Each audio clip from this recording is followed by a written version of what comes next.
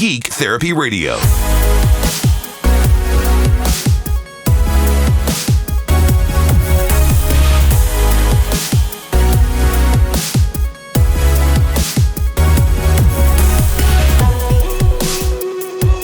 Welcome to the Geek Therapy Radio podcast. I'm your mental curator, Johnny Hamburger. I hope you all are having a good day so far, or if you're listening to this before you go to bed, I hope you had a good day. Hope you have a good day tomorrow.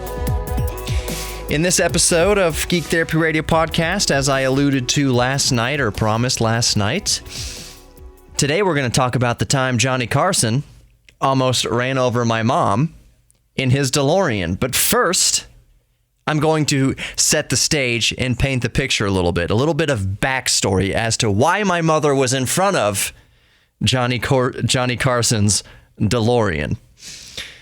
Shortly after I was born in August of 1983, my dad got a job in Hollywood.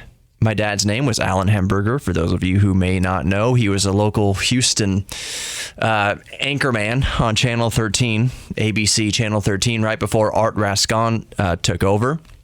So my dad worked in Houston from 1989 to about 2000. When did he? 2009-ish, 2008, thereabouts, something thereabouts. So he was in Houston for 20 years or so at least. But prior to making Houston home, he spent a little stint in Hollywood anchoring for Entertainment Tonight, or reporting for Entertainment Tonight. He would anchor if the anchors were sick or away, but he was a reporter for Entertainment Tonight. Except that Hollywood being Hollywood, they said, Alan, Hamburger is not a very Hollywood name, so we're going to go by your first and middle name, Arthur. So when he was on Entertainment Tonight, he wasn't Alan Hamburger, he was Alan Arthur, because it rolled better off the tongue, I guess. It was more of a polished name than Alan Hamburger. Alan Arthur is what he went by out there in Hollywood from 1983 to 1985.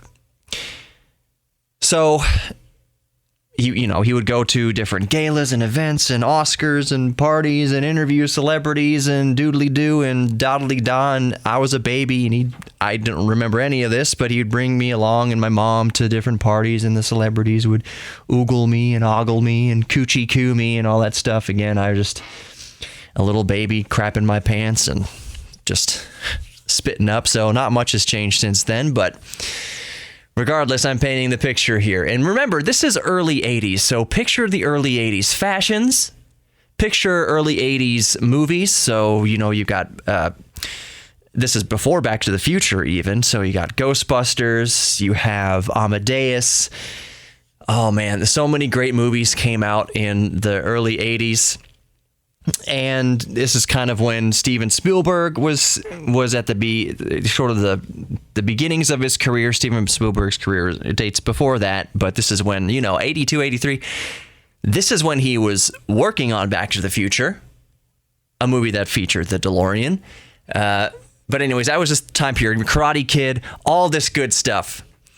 So a while back when my dad was alive, well before he died, he started posting some things to YouTube, and I pulled some audio off YouTube of a reel that he put up there for his time at Entertainment Tonight. So this is kind of a reel for news reporters. Is basically kind of like quick snippets of their best work.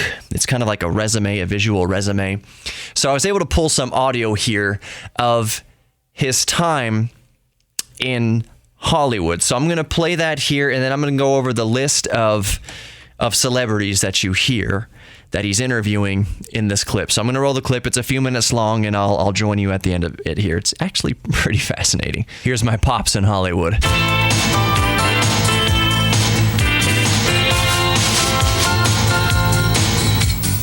The Governor's Ball is the Academy's way of saying thanks to its members.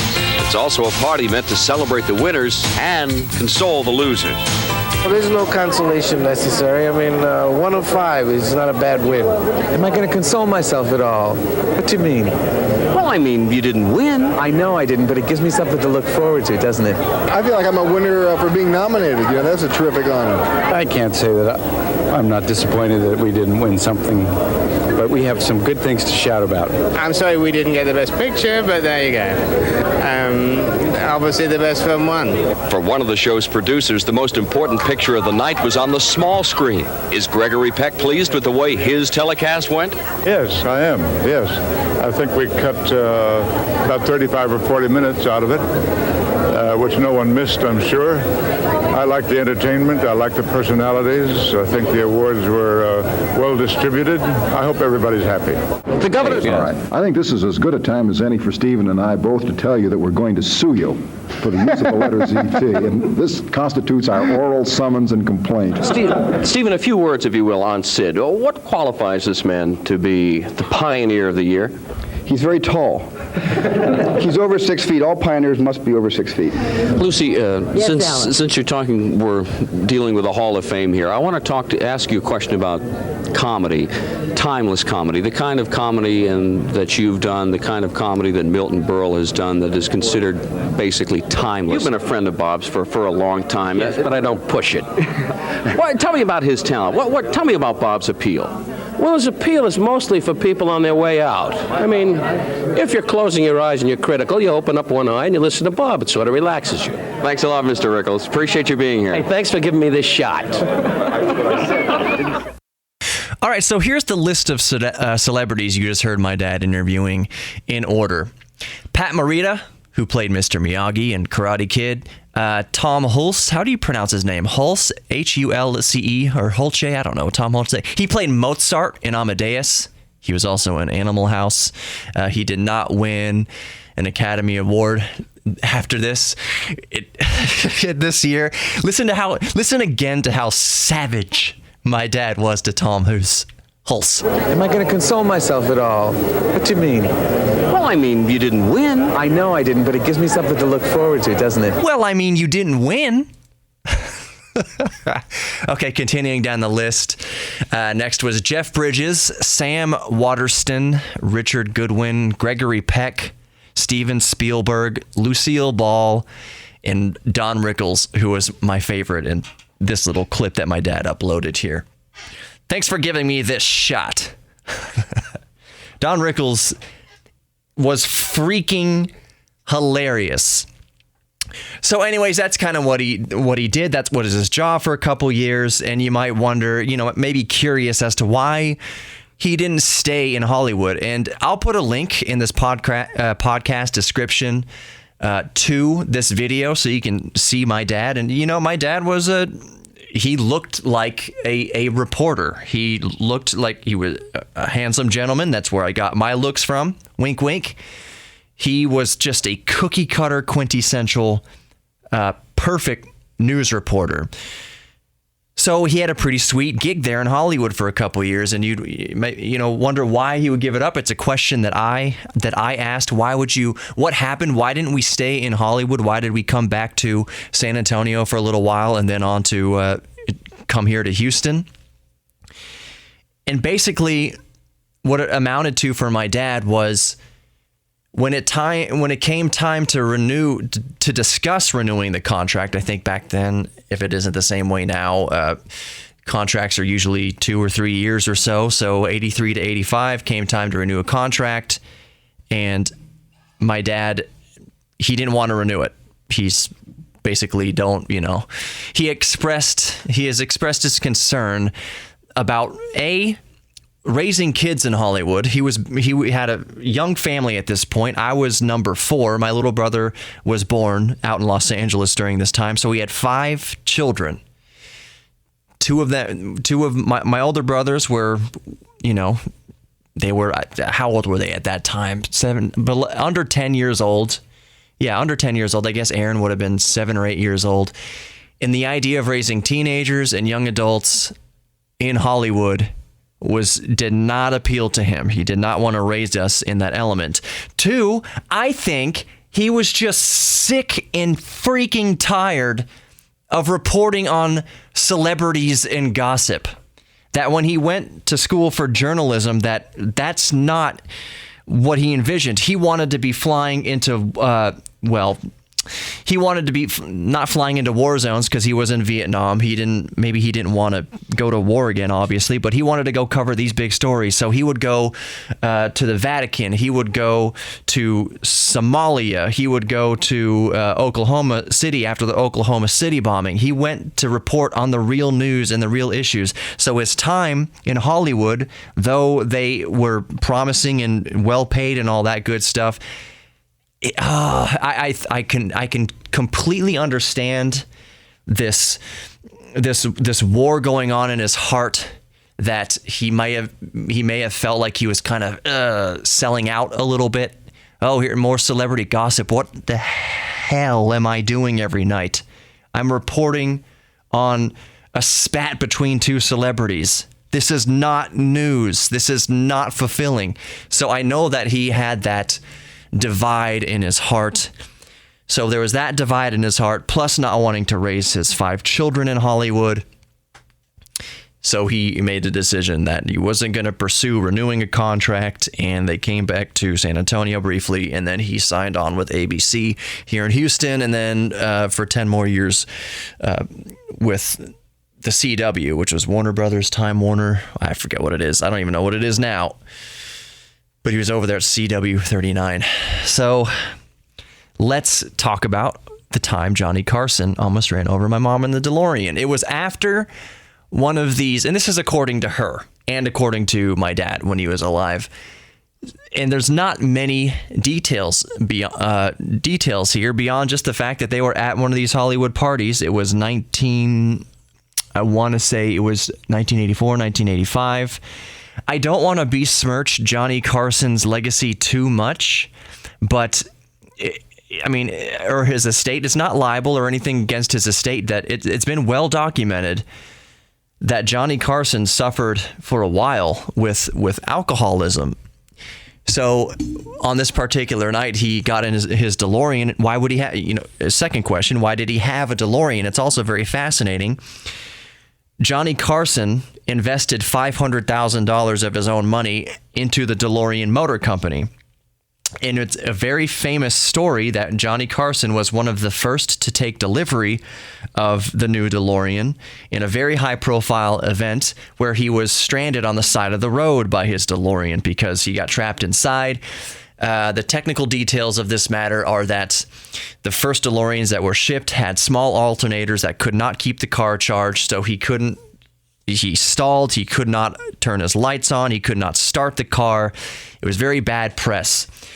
But Johnny Carson didn't give away his DeLorean. He got another DeLorean. He kept the DeLorean for some time, and it was during this time period, after one of these Hollywood parties, that my mom and dad were leaving a party somewhere in Hollywood, and my mom, as the story goes, my mom stepped off the curb as usual out into the street or the parking lot or wherever outside behind one of these buildings where this event was taking place, and Johnny Carson was ripping around the corner in the DeLorean. Tire, as the story goes, tires squealing and everything, just driving way too fast. At this point of time, likely and possibly a little bit of champagne, let's just say.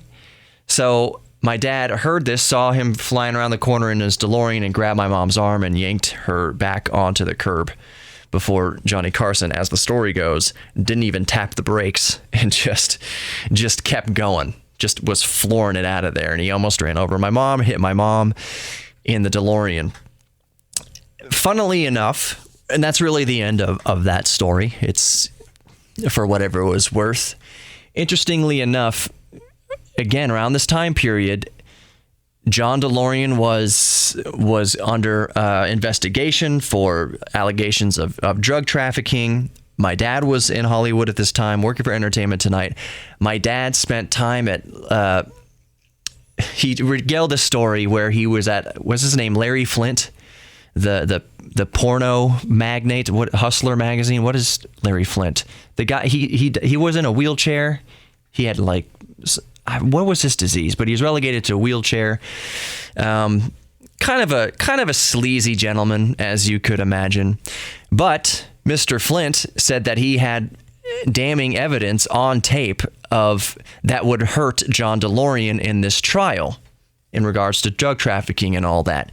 So all the press was at Mr. Flint's house waiting for Mr. Flint to come out and materialize this tape. It didn't turn out to happen, but my dad was told me the story once or twice of him in the surreal situation of being at Larry Flint's house, this porno CEO of a porno magazine, standing there walking out onto the balcony to have a cigarette. My dad was a smoker. My dad walked out on the balcony to have a cigarette, flanked by two guys with machine guns, because Larry Flint had armed men guarding his house because he had supposedly had this tape worth millions. That tape never materialized. Oh, I remember what it was. No. The tape existed, but it turned out to be a fake. And Larry Flint got in a lot of trouble for that. He got cited with contempt of court or whatever.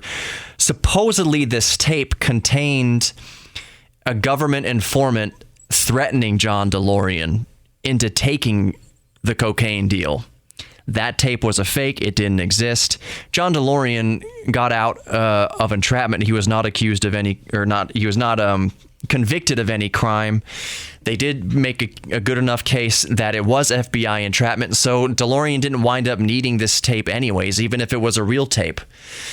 Larry Flint's tape turned out to be a fake. It was all a publicity stunt to get, him and his magazines and whatever on the radar, I guess. But my dad was at his mansion waiting for an official interview with Larry Flint, being flanked by guys with machine guns while he was just trying to have a cigarette. My dad was not, when I voiced my desire to get a DeLorean, he was not supportive of the idea, and had nothing to do with Johnny Carson almost running over my mom in one. It had nothing to do with Larry Flint. It had nothing to do with the DeLorean trial. It had to do with the car itself. He didn't think it would be a wise investment.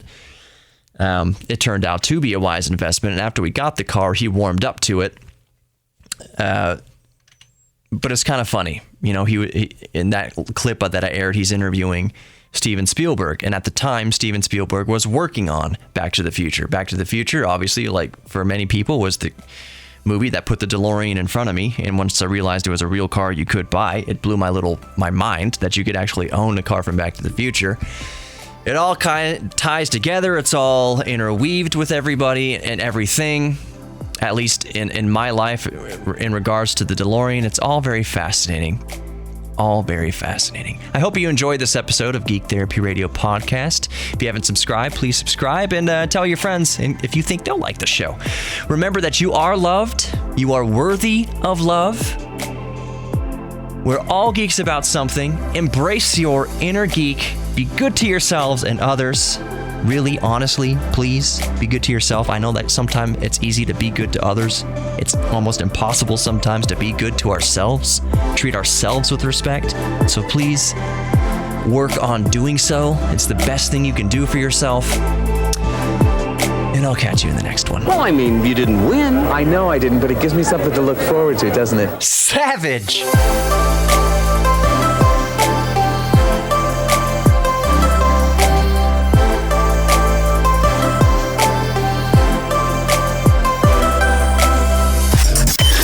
Geek Therapy Radio, Saturday night at 10 on KPRC 950.